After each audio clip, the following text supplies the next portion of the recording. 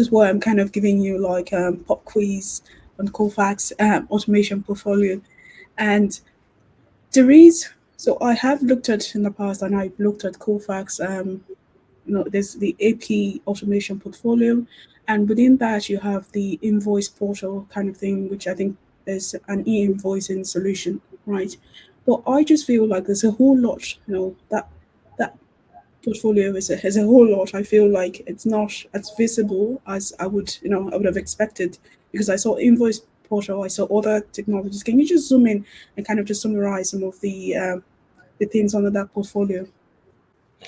Yeah. So I'll start with capabilities, and then we'll allude to some of the products. So when we think about the capability ladder, what is the stack? What is the stack of capabilities that's needed in order to be successful today and moving into the future? At the bottom of the ladder, foundational, intelligent OCR for invoicing, right? Like, I mean, up to 550 billion invoices that are processed annually, or that are estimated to be processed annually. There's still a very large percentage of those, upwards of 45% that are still paper PDF today. So we're moving very, very quickly towards the e-invoicing dominant age, but there's still a lot of invoice OCR volume that's out there. And so having automation technology where you can essentially send an invoice into a service, a PDF invoice, it extracts all the relevant mass, the vendor name, goods information, all that, it validates it, routes it into the ERP is critical. So invoice OCR and workflow that surrounds it, we believe is foundational at the bottom of the ladder.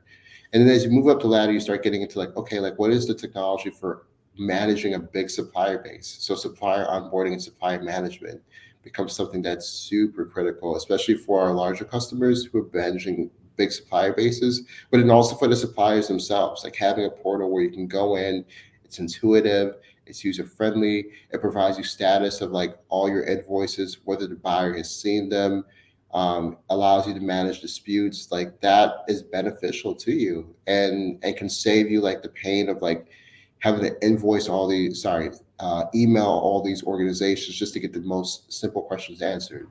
So there's a supply portal, right? That's a step up.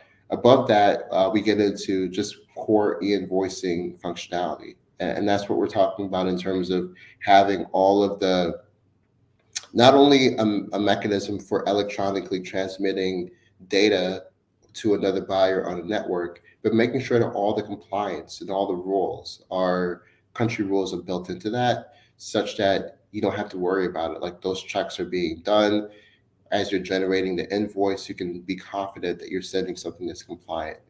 Once you move further up in the ladder, you get into just the concept of accounts receivable, and so this starts to get more visionary. But especially for our organization, any organization that's subject to an e-invoicing mandate needs mechanisms for receiving electronic invoices and understanding them effectively. But they too also have to invoice others. Like every organization is a buyer and supplier at the same time. And so making sure that we provide capabilities on both sides of the spectrum, AP and AR, very, very critical. Then as we move up, there's two more steps. Next is just analytics. So having like network analytics that allow folks to just understand like, okay, this is what my broad suppliers are doing. Here are some of the patterns I'm seeing in invoicing. Here are suppliers that may perpetually pay a little late, or those that pay a little early. Like there's a lot of things that you can look at, or that our organizations in the network can look at in order to optimize their invoicing processes. And then lastly, you have tangential capabilities like payment processing. So once it comes time to pay the invoice, having mechanisms to automate payment versus having to write a check becomes largely beneficial. So like all those together, we look at that as the portfolio of the future. And when you think about where Kofax has existed, again, we've been very focused on intelligent OCR for invoicing.